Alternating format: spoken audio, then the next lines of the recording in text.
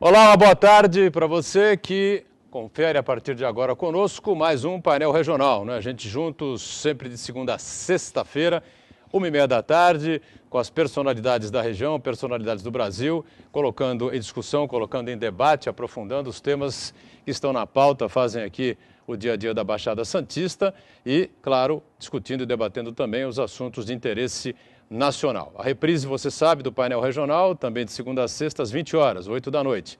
E os nossos encontros de final de semana, um encontro ao sábado, 3 da tarde, e um outro ao domingo, às 5 da tarde.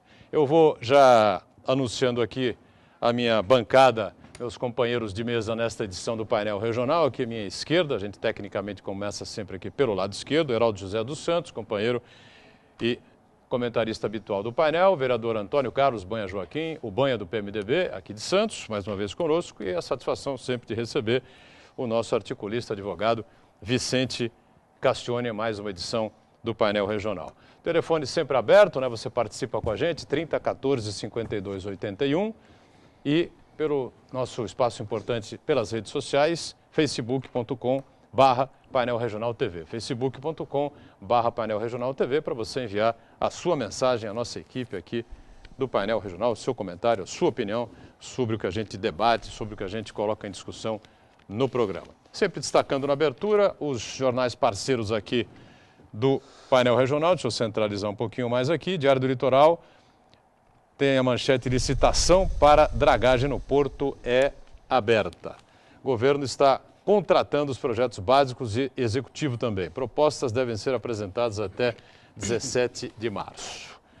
Eu lembro que o programa é atual. Nós estamos ao vivo. Hoje é dia 11 de fevereiro de 2015. Essa manchete não é do século passado, é a mesma história. Passo aqui ao Heraldo José, sem criticar o jornal está certo, hein? Fazer a manchete. Quem está errado é quem não consegue resolver a dragagem no Porto de Santos, desde que acho que ele foi fundado, viu? Vicente Castione recebe também essa edição do Diário do Litoral e eu aproveito para destacar aqui também o Gazeta de São Paulo, que é do mesmo grupo do DL, não é? Traz aqui na capa essa manchete: oposição vai comandar a reforma política na Câmara. Rodrigo Maia, do Democratas, presidirá a comissão que vai analisar proposta para a reforma política. Aí o Gazeta para o Heraldo, o outro para o vereador Banha. Também um exemplar aqui ao nosso Vicente Castione, do Gazeta de São Paulo. Heraldo, obrigado pela presença mais uma vez. Tudo bem, Heraldo? Tudo bom, Boturão? Boa tarde aos telespectadores e aos companheiros aqui de bancada. Vereador Banha, do PMDB, tudo bem, Banha? Boa tarde, Boturão. Boa tarde aos telespectadores do painel regional e boa tarde especial a essa bancada dileta de quarta-feira. Com a presença sempre importante aqui do nosso advogado, articulista Vicente Castione. Tudo bem, Castione? Boa tarde a todos os telespectadores. É um prazer estar aqui mais uma vez junto com vocês. E um abraço ao Paulo de la Rosa, esse poeta que emociona a gente. Muito bem. Eu quero lembrar você, né, o 30 14 52 81, ligue para cá, participe conosco, facebook.com/Painel Regional TV, nosso espaço pelas redes sociais. Estamos online pelo site da TV Santa Cecília, o Santa Portal. Clique lá no ícone Painel Regional, confira a gente em tempo real e depois do programa encerrado ele vai para o YouTube, você revê como preferir os melhores trechos ou o programa por inteiro, você fica sempre à vontade. Quem está sempre antenada com a sua participação, pelo telefone ou pelas redes sociais, é a nossa Ione Furukawa. Olá, tudo bem, Ione? Boa tarde, Boturão. Boa tarde, Heraldo, vereador Banha, Castione, a você aí de casa que está nos acompanhando. Já te espero aqui pelo Facebook, já está logado aqui a sua participação com a gente, sua interatividade. Perguntas, dúvidas, sugestões, aqui é a bancada democrática. E a nossa produção também te espera através do telefone. Olha, eu fiz uma brincadeira aqui com a manchete do Diário do Litoral, né? Banha, Castione e Heraldo, nós não estamos nos anos 90, nem nos anos 80, nem na abertura do Porto, mas essa questão da dragagem, isso é uma coisa que vai para as caras, parece uma lenda urbana, né? Parece a coisa do túnel, parece a coisa do VLT, do tombamento dos canais. Hein, Castione, você foi deputado, acompanhou isso muitos anos, não? Não tem jeito. O Porto de Santos é um estuário. O solo, o leito, cresce sempre. Você tem que tirar areia constantemente. Isso devia ser algo que não deveria depender mais de acertos, de decisões, vai agora, não vai agora, licita, não licita. Não há porto em Santos, não há porto capaz de atender hoje, inclusive a demanda de navios cada vez maiores, de calado mais profundo, sem uma dragagem contínua, permanente, sem essas novelas, esses capítulos que só mostram que por trás disso está ou corrupção ou incompetência. Eu fico com a segunda hipótese, incompetência. Dragar o porto é algo que tem que ser permanente. Como não é permanente, essa intermitência só nos leva a pensar sempre nisso. Por que tantas licitações, tantas conversas, decisões tardias? Por quê? Para dragar o porto sem o quê? Você não tem porto? Você tem ali, junto ao Valongo, entre o Valongo e o Banco do Brasil, hoje a pessoa anda a pé. A água bate pela cintura de quem entrar ali, está parecendo areia. Agora, você pega hoje navios que estão aí com 6.000 containers, já há navios de 9.000 containers. Como é que o navio vai entrar? Daqui a pouco o navio vai parar lá na entrada da Barra e você faz uma ferrovia entre a entrada da Barra e o Porto de Santos para trazer a carga dos navios. Isso é incompetência, o que não é novidade.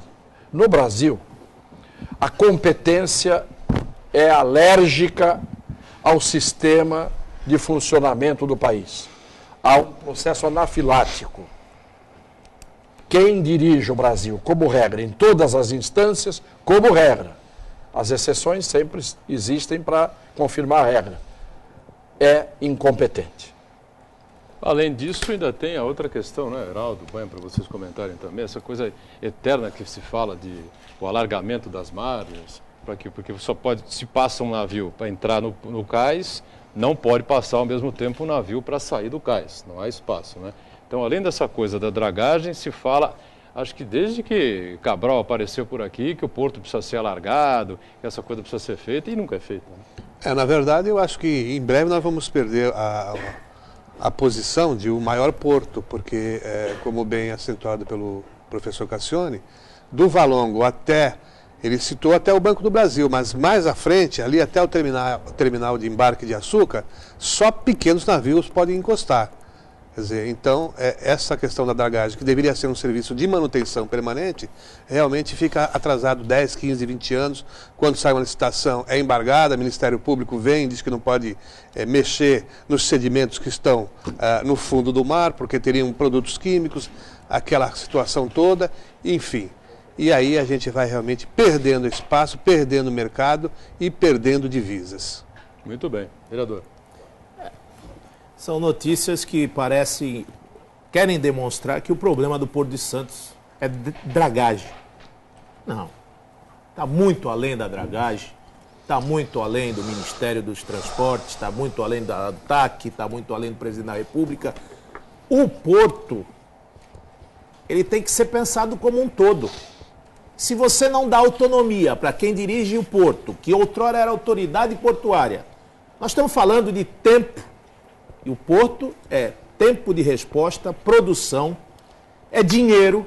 E se você não tiver os berços à disposição dos importadores e dos exportadores, dos armadores e do trabalhador, com equipamentos rápidos, modernos, eficazes, com uma infraestrutura voltada para toda essa dinâmica, como é que a gente vai ficar só pensando pontualmente, olha, está assoreado ali no 36, no armazém 36 ao 40, no Valongo, estamos lavando o pé já nos cais do Sabuó. Isso é conversa para pôr e dormir, isso é uma ladainha aqui incansável para favorecimento, para esquentar dinheiro. Isso aqui vai jogar na licitação, isso aqui vai dizer que está com problema, deu a notícia é porque tem problema, tem licitação porque vamos ter que aumentar o calado. Aí começa aí, onde há dificuldade, vem a facilidade. Se o administrador, Cassione, ele tivesse a autonomia, porque nós falamos aqui em 24 horas de operação, que é mentira. Acho que é o porto que trabalha 24 horas. Não tem gente na Anvisa, não tem gente na fiscalização da Fazenda, não tem a Receita Federal, a dificuldade é enorme, a infraestrutura é pouca. Nós não temos, o mínimo, uma dotação orçamentária para esse que é o maior porto da América Latina. Ô, seu presidente, o senhor está sendo nomeado aqui, se vai ser gerido pelo presidente, ou pelo prefeito da cidade, ou pelo governador, ou por quem quer que... As coisas acontecem aqui, no porto. Não é lá de Brasília que o cidadão vai saber se tem problema no 27, no Sabuó, na Lemoa, na Barnabé, no outro lado. É aqui. Então ele tem que ter um orçamento. E nesse orçamento está composto o quê?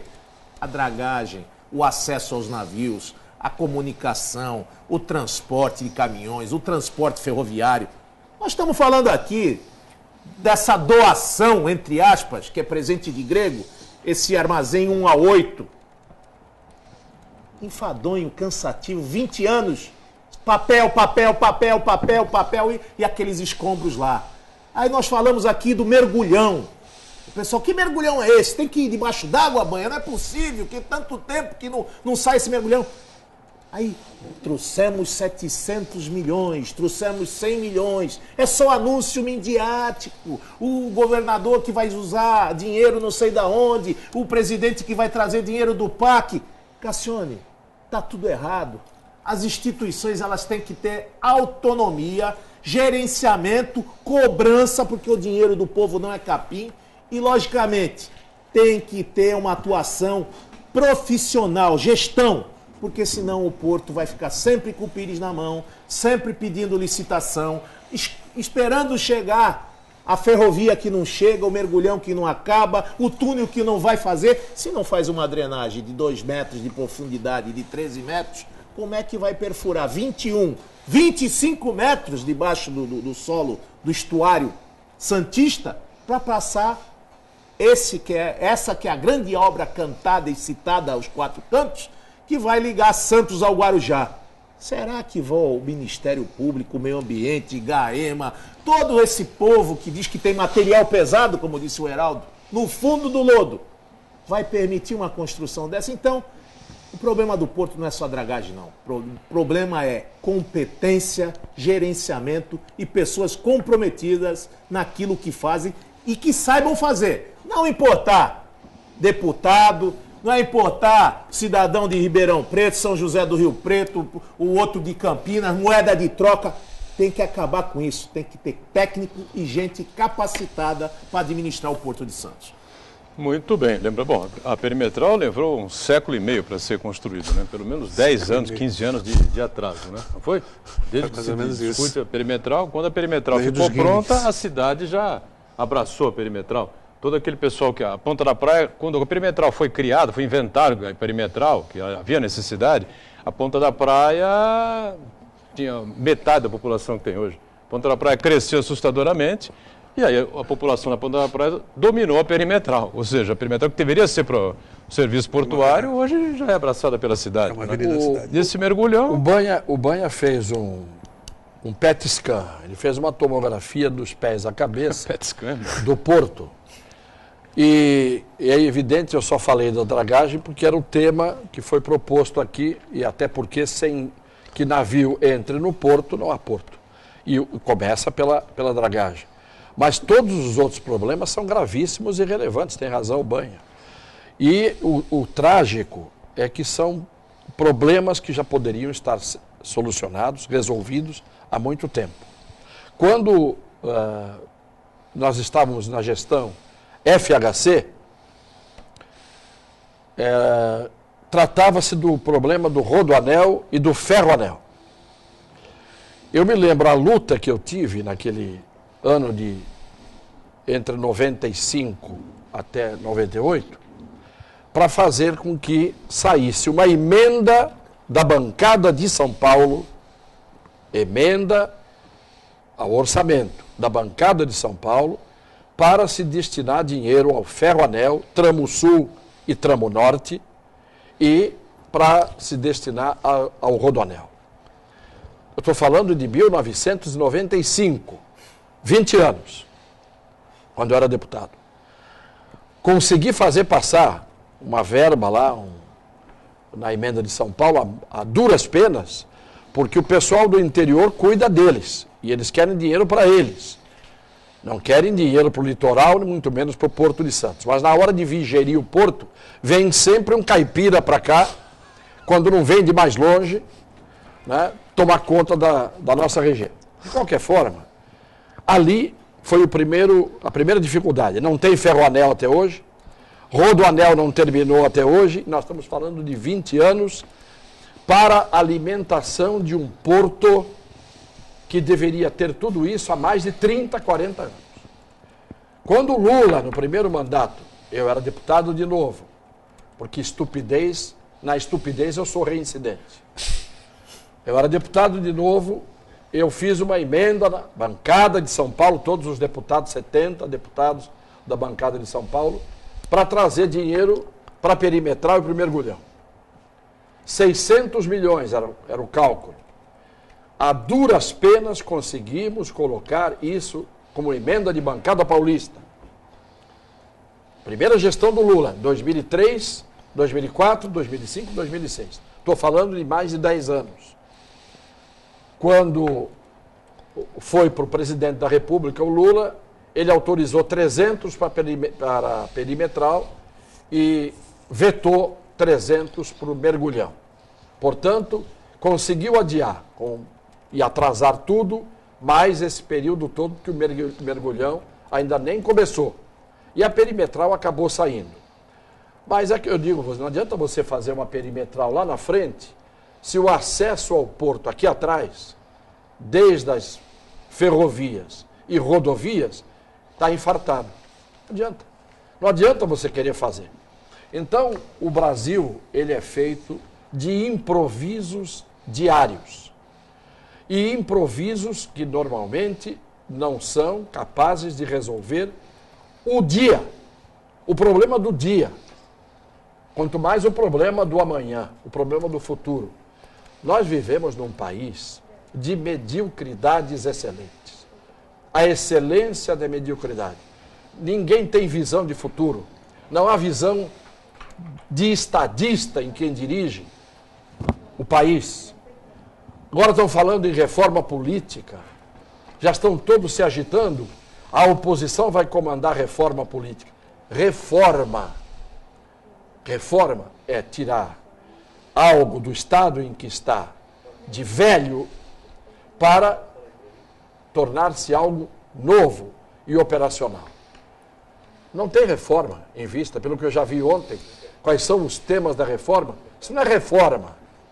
Comparando com a reforma que se faz numa casa, isso é puxadinho político, gambiarra política. É isso que vai se fazer. Puxadinho, gato, gambiarra política. Enquanto se pensar pequeno num país de anões, nós não vamos sair disso. Que reforma política? Reforma política, nem a oposição, nem a situação, ninguém vai fazer reforma política.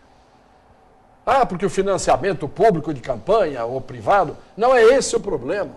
Reforma política tem que ser feita por não políticos. Isto é, você faz uma constituinte específica, convocando pessoas de bem, porque também no meio do povo tem muito vagabundo e muito ladrão e muito corrupto. Ninguém fala isso em lugar nenhum porque não é politicamente correto. Eu falo, uma grande parte do povo brasileiro é a base da corrupção que está na política. Então você tem que trazer gente de peso, de bem, sem vaidades, que fosse lá para trabalhar e fazer uma reforma política a que se submetessem depois os políticos. Quando o político é chamado para fazer a sua própria reforma, ele vai fazer sempre pensando nele. Reforma política sem eleição coincidente, sem eleição geral, de 4 em 4 anos, única, uma eleição única para todos os cargos, sem isso não existe reforma política. Reforma política sem que se deem aos partidos cara, identidade, conteúdo, e não serem todos os partidos a mesma coisa, depende de quem está no poder, ele é o partido corrupto da vez. O PSDB de ontem era o corrupto, hoje é o PT, e amanhã será outro partido que ocupar o poder. Porque aí é que está o problema. A corrupção está em todos os partidos. São todos feitos da mesma massa humana, matéria-prima, homens e mulheres que são corruptos e que não são corruptos. Tem de um lado gente boa e do outro lado gente que não presta. E isto não é privilégio exclusivo de partido nenhum, ter gente boa. Como não é privilégio de partido político nenhum, ter gente corrupta. Todos são iguais. Ora, quem está hoje no poder e está colocando as suas partes pudendas à mostra é o PT. Mas entra outro, vai ser igualzinho. O filme é o mesmo. Mudam os artistas. A história é a mesma. Você pode ter uma grande história, Hamlet, de Shakespeare, lá pelo Laurence Olivier. Depois vem o outro artista, mais de outra geração, faz o mesmo papel. O script é o mesmo. A fórmula é a mesma.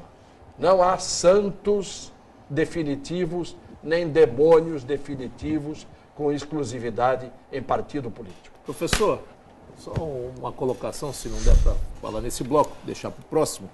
Nessa enquete feita com a sociedade com relação à reforma política, que outrora até a sociedade ignorava, não queria saber nem de reforma, nem muito tempo atrás, acho que algumas coisas que colocávamos aqui durante esses anos, inclusive uma tese que é vossa, da candidatura avulsa.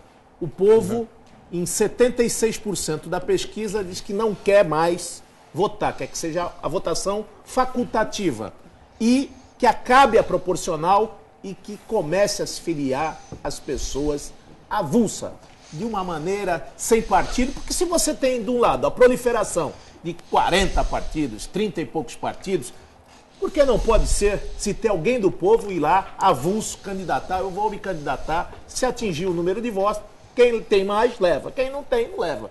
Então, mostra essa pesquisa recentemente numa matéria da Isto É, mostrou também na Veja essa repercussão da reforma política, então mostra que o senhor já há 20 anos atrás o que dizia sobre partidos políticos e de se candidatar, até contestado em algumas vezes, em alguns programas. Me lembro quando saiu candidato a prefeito, que o senhor falava assim, não, se eu pudesse me candidatava candidatura avulsa. Candidatura avulsa. Sem partido nenhum. Vamos para o intervalo, na volta a gente segue com esse tema, né? Um tema importante e atual, aqui com o Cassione, com o Banha, com o Heraldo e a sua participação aqui através da Iônio, né? Já, já. Que ele tirava fotografia o tempo todo. De volta, segundo bloco do painel regional, não é? A gente, muito prazer conversando aqui com a minha bancada à esquerda, aqui o Heraldo José, o vereador Banha do PMDB de Santos. Aqui à direita o nosso Vicente Cassione e a Ione Furukawa já com as perguntas, as participações dos telespectadores, sempre atentos ao debate, aos temas que a gente coloca em discussão aqui no programa. O Banha encerrou o bloco anterior, questionando aqui o Cassione sobre a pesquisa publicada pela Isto É, um número elevado de pessoas aí totalmente descontentes com os partidos políticos, querendo que o voto não seja mais obrigatório e, além disso, que haja possibilidade de candidaturas avulsas. Basicamente era isso, né? E o Cassione, há muitos anos, fala sobre esse tema, né, Cassione? Eu digo o seguinte, hoje, se você fizer escola de samba, bloco carnavalesco, Olinda, Salvador, já está todo mundo na rua, há uma semana lotando todos os espaços para o carnaval.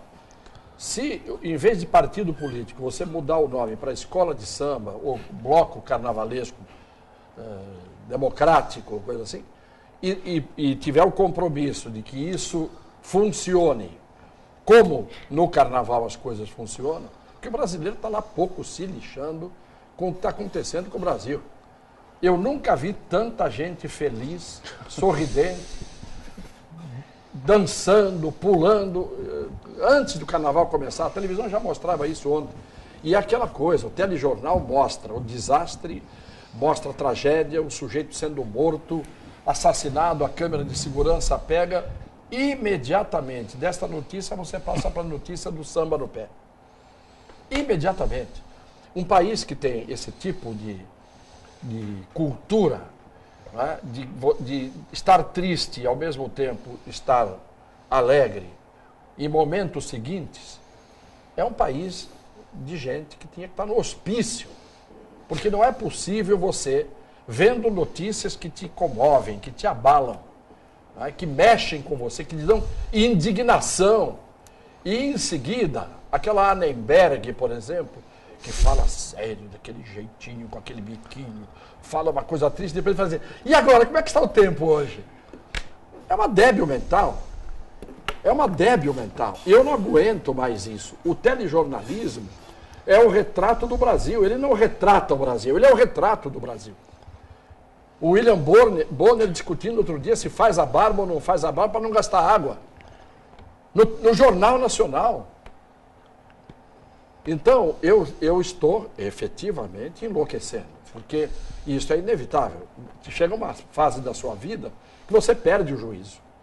Quando teve, em algum momento. Perde. E eu estou perdendo. Mas que tem muita gente que perdeu antes de mim, está me fazendo perder o juízo mais depressa do que eu imaginava, não há dúvida Mas nenhuma. não será a velocidade da comunicação, Cassione, essa explosão midiática? O pão e circo sempre existiu. Não é a velocidade, Banha. Não é a velocidade. Essa câmera da televisão jogando, mostrando, ela também não tem a conivência da participação dentro de um governo, onde você mostra o lado positivo, o lado da festa, mas ao mesmo tempo naquele programa mostrou a fome, mostrou a impunidade, mostrou a falta de segurança, mostrou a falta da saúde e todos cordatos e rindo como não se passasse nada. Porque o telejornal não é feito para misturar banalidades e amenidades com notícias sérias. O telejornal tem que mostrar as notícias sérias e depois fazer uma mesa redonda, um debate sobre o que foi mostrado. Com seriedade, com gente que entende do assunto. Não é possível você querer que o povo se conscientize de alguma coisa quando você mistura no mesmo telejornal o drama com a comédia, a palhaçada com o trágico. Não tem como. Quer dizer, na cabeça das pessoas que estão assistindo, tudo aquilo faz parte do mesmo cenário. Então, matar alguém no meio da rua, a queima-roupa com um tiro no meio do rosto, é a mesma coisa, está na mesma linha de noticiário do que o sujeito em Olinda sambando no pé, ou matar aquela pessoa naquele tiroteio, que não é na Síria, é no Rio de Janeiro, é na favela do Rio de Janeiro. Mostrar isso como uma guerra civil de um país e, ao mesmo tempo, em seguida, mostrar alguém falando sobre culinária. Os repórteres fazem matérias hoje do exterior, correspondentes no exterior, fazendo matéria. Um vai numa rotisserie em Roma, o outro vai numa pastelaria de Portugal comer pastel de Belém, mostra pra gente que está uma delícia, que está ótimo isso aqui, que coisa gostosa, que coisa maravilhosa. Bom, ninguém sente o gosto, só ele sente, e nós estamos vendo ele comer pãozinho na França, em Paris, comer pastel de Belém em Portugal, comer chucrutes na Alemanha, não é? Esse é o correspondente que está sendo ganho para mostrar isso para nós. Quando nós temos problemas seríssimos no Brasil, que tinham que ser mostrados e debatidos, e depois servir de conscientização para as pessoas. Mas não. Você fala da velocidade de comunicação, novela. Tem a vida toda novela. E passa no estrangeiro. Mas não é o tempo todo. É uma coisa que tem que ter o seu espaço. Quando você só tem entretenimento de péssima qualidade, com banalidade, com gente mostrando o escândalo, a baixaria, o país vai ficando anestesiado, vai perdendo a sua consciência, não é educado, não é aculturado. É isso que eu estou dizendo há muito tempo. E o povo fica anestesiado com tudo isso. E vai ficando cada vez mais. Nós falamos aqui, falamos. Deve ter uma porção de gente concordando e estando indignada com as coisas que estão acontecendo. Mas no dia seguinte, a força da comunicação esmaga e nivela tudo por baixo. E é isso que leva um dia o país a explodir sem direção, sem liderança, sem rumo, sem meta, sem objetivo. Explode por explodir, como já está explodindo na violência que a gente está vendo aí. Ione Furukawa, participações com a gente aqui, fique à vontade. Pergunta do Uriel Vilas Boas. A falta de politização e definição ideológica está contribuindo para o baixo nível político atual. O que vocês acham disso? O que você acha, Banha, Heraldo? Não tem mais ideologia, não tem. É tudo, o dinheiro comprou a ideologia, o poder, ele é o sinônimo da força que caminha ao lado do dinheiro. E a gente vê isso que o professor Cassione acaba de demonstrar. Do quê? A mídia, hoje, qual é a autonomia que tem o jornalista, ou o cronista, ou o comentarista de um programa, se mexer com os interesses do seu patrão? Você veja o que aconteceu com a Raquel Sherazade do SBT.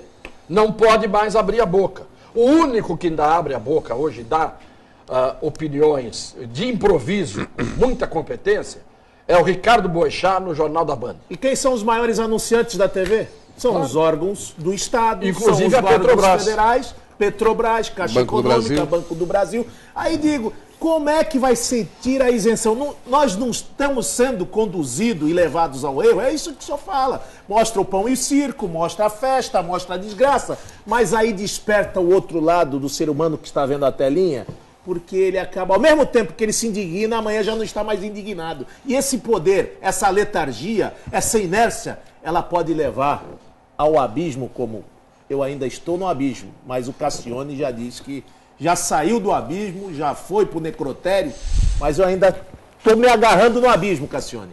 Eu ainda não fui para o necrotério, estou quase indo, mas o Brasil já, está no necrotério há muito tempo.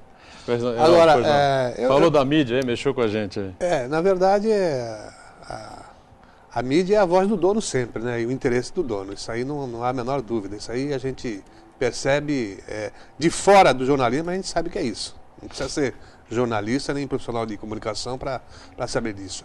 Mas eu gostaria de voltar aqui ao tema da reforma política, porque as notícias que vêm de Brasília, professor Cassione, dão conta de que há uma certa, ou pelo menos uma tentativa de uma certa independência da Câmara. Ontem lá o governo foi esnucado novamente, e se aprovou lá o início do processo de reforma para o orçamento participativo. Orçamento impositivo. Impositivo, que na verdade vem a ser a liberação daquelas verbas que o parlamentar conseguiu com que fosse aprovado pelos seus pares lá na Câmara. Esse ato e a nomeação lá da oposição para comandar a reforma política não é uma certa mudança? Existe algum tipo de esperança, professor? Você que esteve lá? Isso é um parlamentarismo à base da faca? O que é isso? Não, antes fosse. Parlamentarismo, na verdade, não é na base da faca. O parlamentarismo é um poder que dura enquanto está à altura de exercer o poder quem está no cargo. Eu digo esse orçamento impositivo. O orçamento impositivo, o poder legislativo tem o direito de apresentar destinação de dinheiro do orçamento para obras e serviços. É um direito. O que nós temos hoje é a tirania do presidencialismo. Os deputados aprovam as emendas destinadas a setores e regiões do Brasil e o governo diz, eu não dou, eu dou para quem eu quiser. Eu dou para o meu compadre, eu dou para o camarada do meu partido, eu dou para quem eu quero. O que o Poder Legislativo está dizendo é o seguinte, nós vamos fazer agora emendas que são obrigatórias de serem atendidas por parte do Poder Executivo. Se nós aprovamos as emendas, destinando o dinheiro, por exemplo, para fazer aqui o mergulhão, o governo diz, eu não faço. O Poder Legislativo aprovou, diz, tem que fazer. É impositivo. É nesse sentido. Qual é o medo que eu tenho? É que, na hora de fazer o impositivo, se o Legislativo destinar verba do orçamento para tudo que deve realmente merecer esta verba, perfeito. A minha dúvida é, cria-se o orçamento impositivo. Então eu obrigo o Executivo a fazer o que tem que fazer. Mas o Legislativo começa a criar destinações tortas e sinuosas para determinadas verbas. Você entendeu? O problema é, todos os poderes têm vício. Ontem o Supremo soltou lá, recusou a prisão do Duque. que é o principal protagonista do escândalo da Petrobras. Uns estão presos e o Duque está solto. Aliás, um dos palpites e dos comentários do Boechat ontem foi dizer exatamente isso. Esse Duque deve ser tão importante, tem tanta sorte, que ele é o único que não vai preso, que ele já deve ter sido promovido a príncipe, a rei, já não é mais Duque. Então, o problema do Brasil é o seguinte: qual é o poder que tem que decidir alguma coisa? É o executivo. Ele faz torto. Tira o poder dele, dá para o legislativo. O legislativo faz torto. Tira do legislativo e do executivo, é o judiciário. O judiciário faz torto.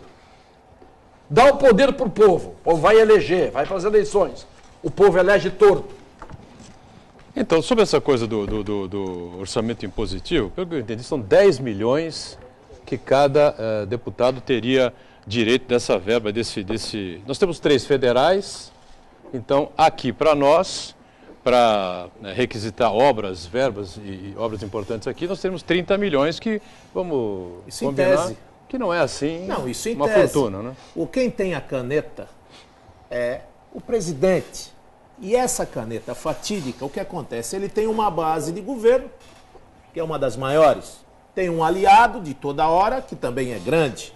Aí, com a opção do jogo, se criam-se os guetos.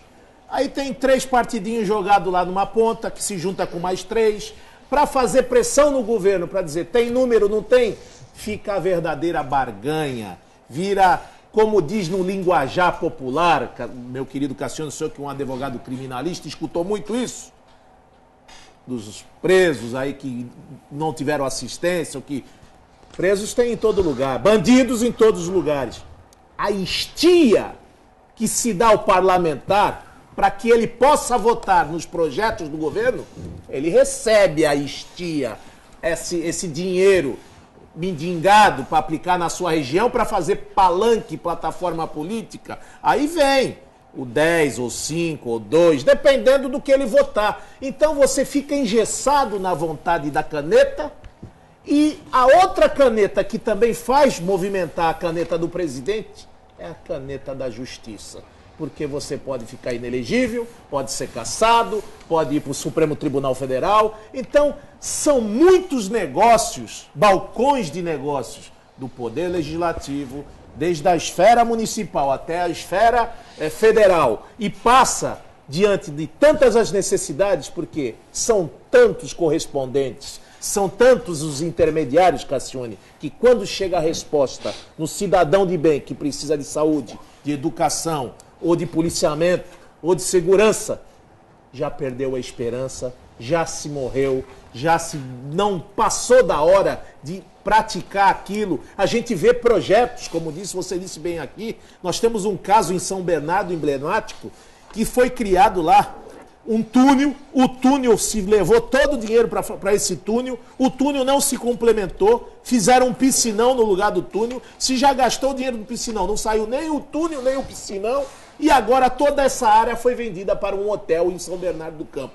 Ou seja, 3 vezes o dinheiro foi mal empregado, e quem tiver o guarda-chuva do poder, do governo, da caneta poderosa, que infelizmente lá atrás preparamos uma Constituição cidadã para o regime parlamentarista, mas que infelizmente não conseguimos fazer esse regime funcionar e hoje somos escravos dessa caneta. Seja hoje do PT, amanhã do PSDB ou quiçá do PMDB, mas quem tiver a caneta vai sempre conduzir o jogo da forma e da maneira que quiser. Vamos aproveitar para sair para mais um intervalo. Na volta a gente segue aqui com Banha, o Cassione, o Heraldo e a participação do telespectador com a nossa Ione Furukawa, né? Já, já.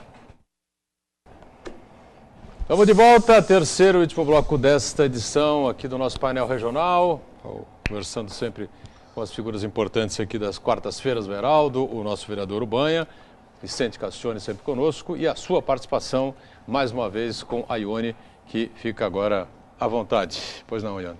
Pergunta da Josefa Alves, do Macuco. Parabeniza o vereador Banha e diz: estou ansiosa para que a sua lei sobre a gratuidade aos idosos a partir de 60 anos seja aprovada. Afinal, uma boa parte da população santista é composta pela terceira idade. Como está o andamento dessa lei, vereador?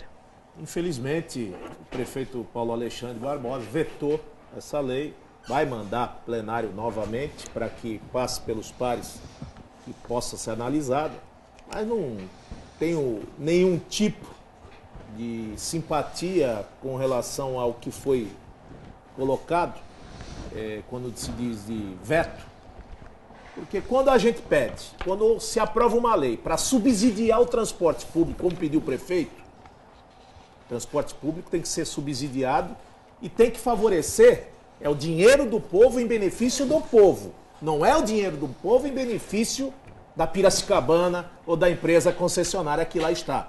Então, eu vou tentar convencer os pares para derrubar o veto do seu prefeito, porque é a única cidade do estado que ainda não está adequada ao Estatuto do Idoso, ou seja, todas as cidades têm condição de garantir a gratuidade a esses idosos que tanto contribuíram, que tanto trabalharam, que já pagaram passagem até demais, que vão nas policlínicas através do ônibus e chegam lá, tem que pegar outro ônibus, porque não tem remédio na policlínica.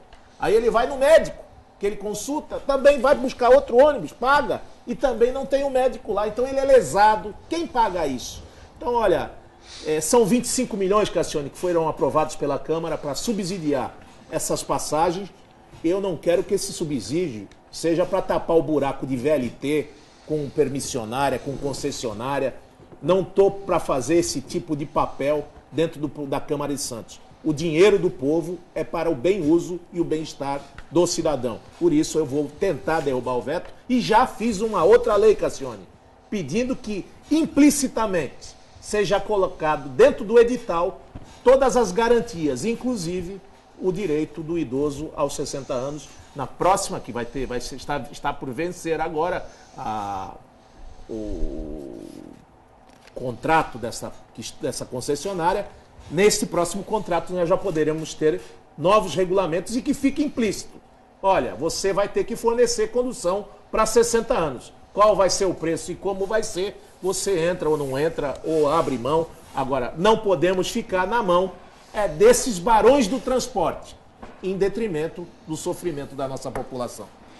Olha, só uma informação, nós debatemos muito esse caso aqui, na semana passada, o assassinato do jovem Matheus Demétrio, aqui no bairro do Boqueirão, numa noite de festa entre alunos, enfim, né?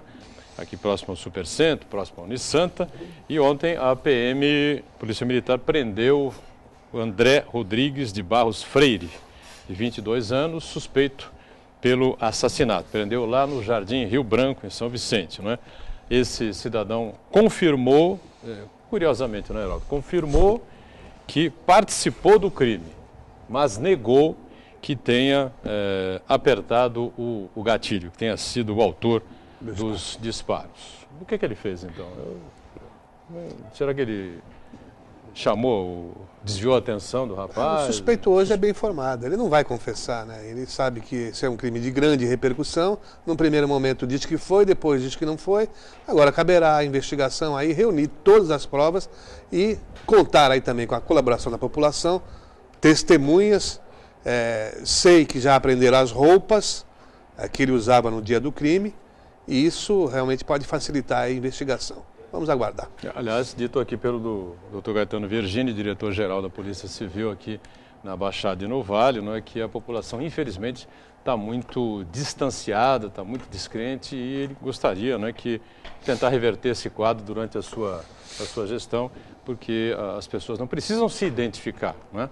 Existe a garantia do anonimato, né? A pessoa pode ir lá identificar e falar, não, eu vi esse cara estava na confusão, eu vi ele atirar, qualquer coisa desse tipo, que não será identificado, não vai correr risco nenhum. É uma colaboração importante da população em geral, com o trabalho da polícia. Ione, mais participações aí com a gente? Pergunta do Adel. Doutor Cassione, aqui no Brasil dão nota 0 para político que faz e nota 10 para o político que não faz nada. Isso é cultural, concorda? Olha, Adel, o que a gente sabe é que muitas vezes quem não faz tira 10 e quem faz tira 0. E a nota é dada na urna. Você tem gente que não se reelege ou não se elege e é um político sério, honesto, responsável, cumpridor do seu dever. E tem muita gente que se elege e é campeão de votos com demagogia, com fama, que não tem nada a ver com a política, pessoas que são celebridades, que acabam se elegendo. Algumas dão certo. Eu dou um exemplo sempre do Romário. Romário se elegeu não porque era político, era porque era uma celebridade, embora já como jogador de futebol, ele dissesse determinadas coisas que fugiam, né, do politicamente correto. Mas há outros que vão para lá e não passam em branco. Agora, tem gente que tem uma estrutura para se reeleger. Tem político que, mesmo não fazendo nada, ele tem uma estrutura. Ele atende no varejo alguns eleitores, alguns cabos eleitorais, ele faz a sua estrutura eleitoral. E isso, eu dou um exemplo sempre, que é o meu exemplo. Eu fui 2 vezes deputado federal e, portanto, tive 8 anos, não seguidos, de mandato. Eu nunca criei um escritório político, vocês sabem disso, na região. Nunca tive um escritório político, que é aquele que atende as pessoas no varejo, dá assistência, né? Eu nunca fiz. Não tinha cabo eleitoral, não tinha ligações, não tinha coisa nenhuma. Eu fazia meu trabalho lá, voltado, evidentemente, não só para a região, mas para o país inteiro. Quando você chega na campanha, você não tem cabo eleitoral, você não tem estrutura, você não tem ramificações, você não tem raízes eleitorais e políticas, o sujeito que tem isso, até vindo de fora, ele consegue mais votos do que os candidatos de uma região. Então, esse negócio da nota 10, quando fui deputado, no primeiro mandato já, no primeiro ano, estava pelo DIAP, né, fui colocado entre as 100 melhores cabeças do Congresso. E a cabeça foi decapitada pelos eleitores. Uma das melhores cabeças, guilhotina na hora da eleição. Então não adianta. O problema é, enquanto política for jogo de cena, quem rebola mais, quem se exibe mais, quem faz mais para o jogo de cena, é que vai ter chance. Pois não, Heraldo. O professor Cassione, já se ensaia a indicação de um novo ministro para o Supremo Tribunal Federal, o professor José Eduardo Cardoso, mas já se detectam também reações contrárias no Senado. A indicação para a composição da mais alta corte brasileira, você acha que ainda é a mais viável mesmo, é a que consta na Constituição, indicação do presidente da República? Não, eu fui assessor da Assembleia Nacional Constituinte, assessor jurídico. Fui para lá como jurista, como professor de direito, junto com outros, né? A Grinover, o José Afonso da Silva, Miguel Reale Júnior. Nós fomos para lá assessorar juridicamente a Constituição, a feitura da Constituição. Já naquela altura, eu propus ao Cabral, que era o chefe da Comissão de Sistematização, Bernardo Cabral, né? José Bernardo Cabral, que nós tivéssemos esse tipo de modificação para a escolha dos membros dos tribunais de justiça, os tribunais regionais federais, os tribunais superiores de Brasília, porque a indicação, ela, por melhor que seja o indicado, é uma indicação que tem vínculos de natureza política e às vezes até partidária. Não é o melhor caminho. O Zé Eduardo Cardoso foi deputado comigo, né? Sentávamos lado a lado na Comissão de Constituição e Justiça. Ele é um professor de direito constitucional e conhece. Mas ele é um homem enfiado até a raiz dos cabelos na política e no PT. Então a indicação dele fica viciada porque não adianta ter notável saber jurídico. É preciso ter independência. E é isso que muitas vezes a indicação entorta. Não é? A indicação entorta por aí. Eu acho que tinha que haver eleição. Eleição dentro dos quadros, dentro da magistratura, dentro do Ministério Público e dentro da Ordem dos Advogados do Brasil. Iria haver indicações tortas? Claro que sim. Culturalmente nós somos tortos. Mas é melhor do que um presidente da República indicar alguém. Veja o meu caso. Eu fui chamado pelo presidente Lula na altura Disse, você vai para o Supremo? Ele me disse, eu vou indicar você para o Supremo para a vaga do ministro Sepúlveda Pertence. Se eu tivesse aceito, eu teria sido indicado. Hoje seria ministro, hoje já não seria, já estaria aposentado na compulsória.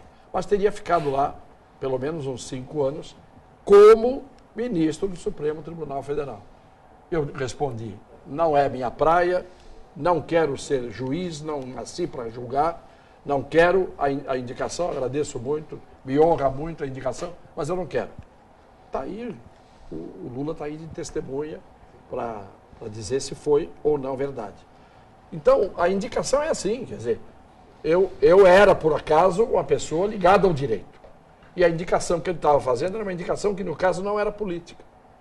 Não é? Porque eu nunca fui do PT e nunca serei.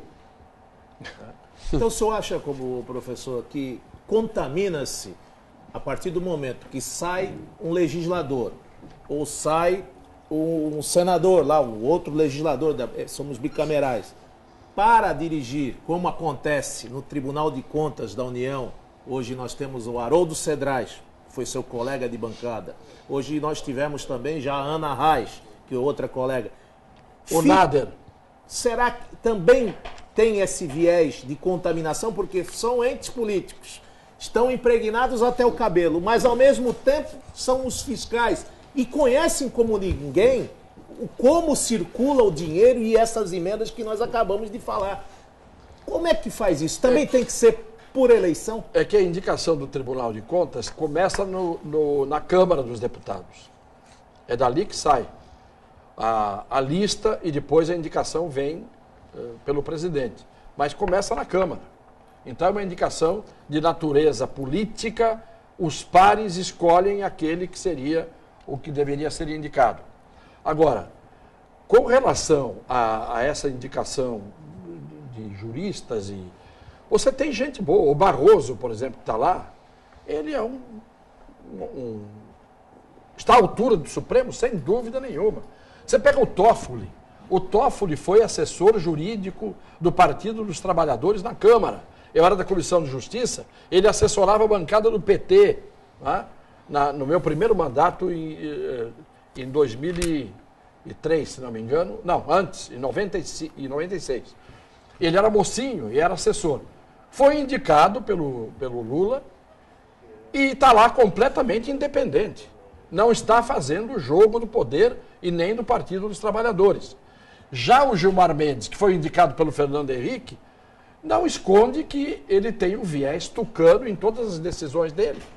Então depende da pessoa. O Toffoli é um homem de bem, é um idealista, e ele está cumprindo o papel dele, não tem mais nada a ver com o partido nem com quem indicou. Ele ali é o ministro do Supremo Tribunal Federal. E no TSE demonstrou isso. Na presidência do TSE demonstrou essa independência. Então depende do caráter. O Celso de Mello, que para mim é um dos melhores ministros do Supremo, foi indicado na altura pelo Sarney. Né? E é um homem de bem. Então não tem muito a ver. O caráter é que faz o homem ser ou não ser. Muito bem, ser ou não ser é a frase que vai fechando aqui o nosso painel regional em mais esta edição de quarta-feira. Agradeço muito aqui ao Heraldo conosco, vereador Banha do PMDB de Santos, nosso Cassione mais uma vez participando com a gente, a Ione, claro, que acompanhou sempre e acompanha sempre a sua participação. De segunda a sexta, 13h30, o programa é ao vivo, sempre inédito, reprise às 8 da noite e nos finais de semana a gente se encontra aos sábados, numa edição às 3 da tarde e uma outra edição aos domingos, não é? Às 5 da tarde. Obrigado. Tchau.